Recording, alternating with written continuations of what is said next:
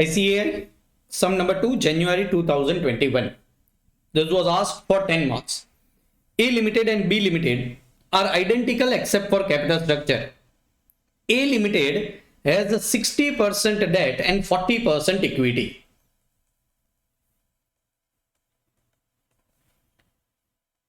Debt, equity.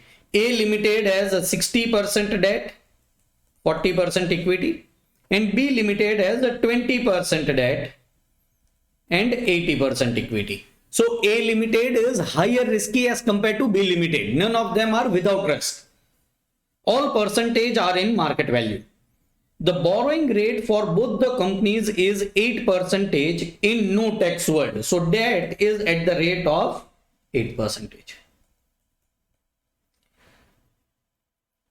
And the capital markets are assumed to be perfect. A. If X owns 3% of equity of A Limited, determine his return if the company has a net operating income of 4,50,000. Net operating income is EBIT. And the overall capitalization rate of the company, KO, is 18%. Calculate the implied required rate of return on equity of A Limited. So in A question, we will be finding out answers of A Limited.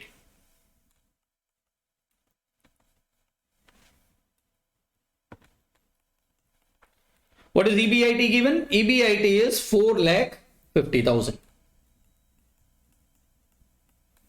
We don't know interest.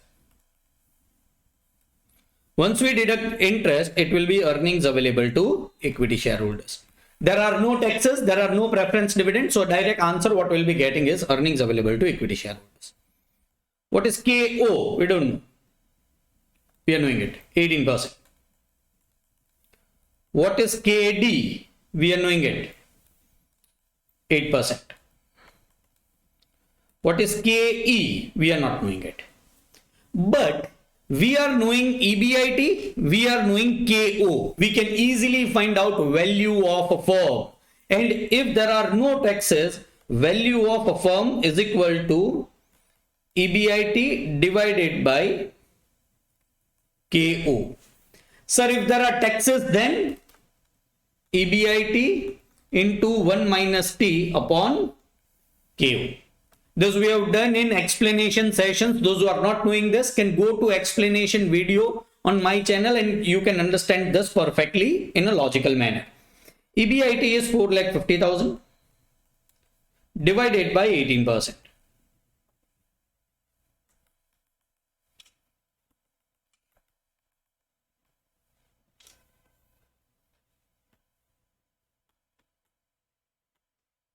So 25 lakhs. 25 lakhs rupees is value of a firm, and it is clearly given that debt versus equity is 60:40. So 60%, 40%, 40% will be rupees 10 lakhs, 60% will be 15 lakhs rupees. 15 lakhs rupees will be value of debt and 10 lakhs rupees will be value of equity. Value of equity 10 lakhs, value of debt 15 lakhs, total value of the firm 25 lakhs. And over this we have done. Calculate, we have not done this. If X owns 3% equity shares of A Limited, determine his return. So we want earnings available to equity shareholders, but we cannot find it out unless and until we get the answer of interest. Answer of interest now will be very easy. Value of debt, market value of debt and face value of debt will be normally same if the debt are not traded in the market. Let me assume they are not traded in the market. So debt is 15 lakhs rupees.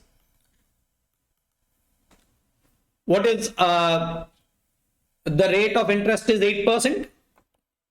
What will be interest is 1,20,000.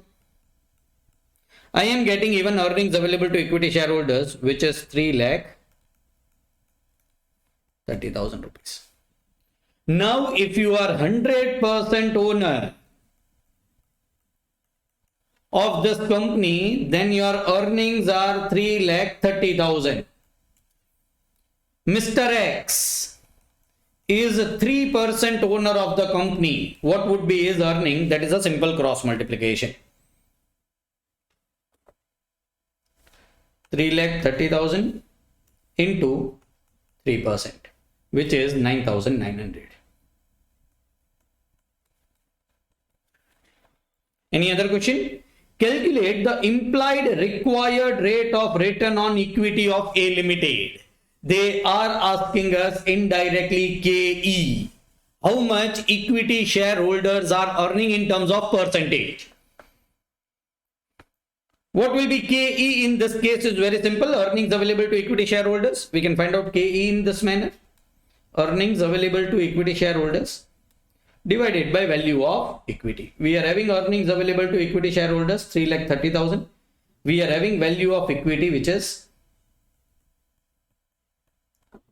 10 lakh rupees,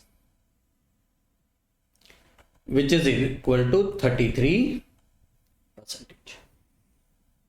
So this is a good rate of return which equity shareholders are earning. KE for the company is on a higher side. This is solution to answer number A. B. B Limited has the same net operating income as A Limited. This is true because they are identical except in capital structure. So let us go to B Limited, whose EBIT will be 4,50,000.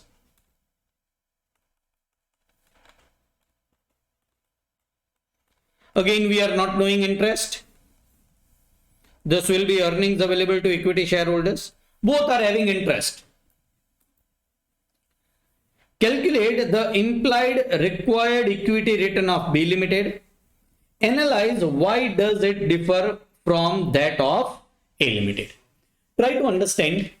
Net income approach as well as Modi-Gilliani-Miller approach says, if there are no taxes, if you are having having debt or not having debt, whether you are having 80% debt, 60% debt or 20% debt, it does not matter, your value of a firm is going to remain same. So what will be value of a firm even for B Limited? Value of firm will remain 25 lakhs. What is KO will remain same, 18%, right? So only we have got 25 lakhs. What is KE will change.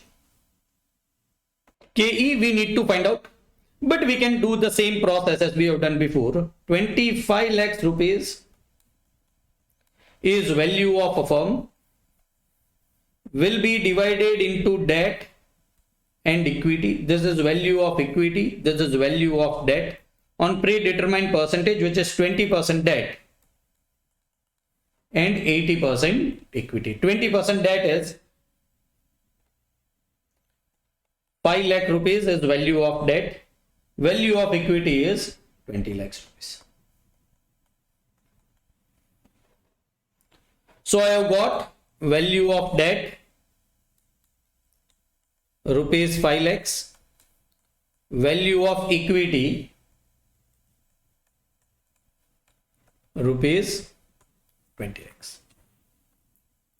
What they are asking us in examination, calculate the implied required equity return on B Limited. Believe me, KO is 18%, even KD is 8%, which does not change.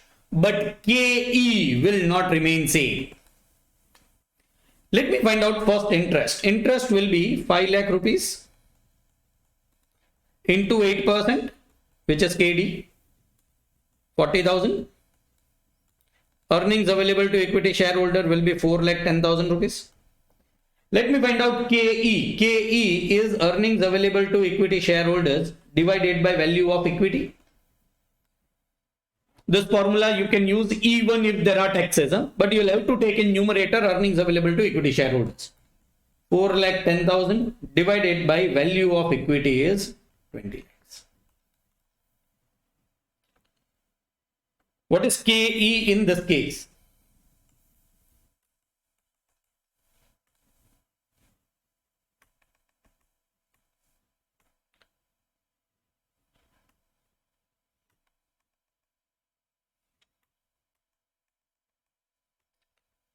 Which is a 20.5%.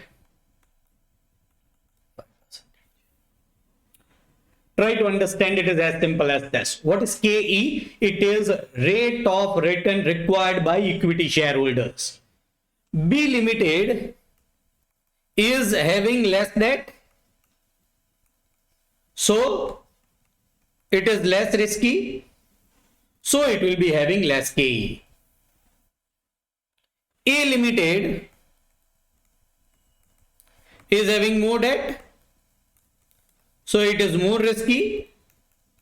So equity shareholders in risky company will require more rate of return. So KE is even higher as compared to B Limited. And what does MM and net income approach both says?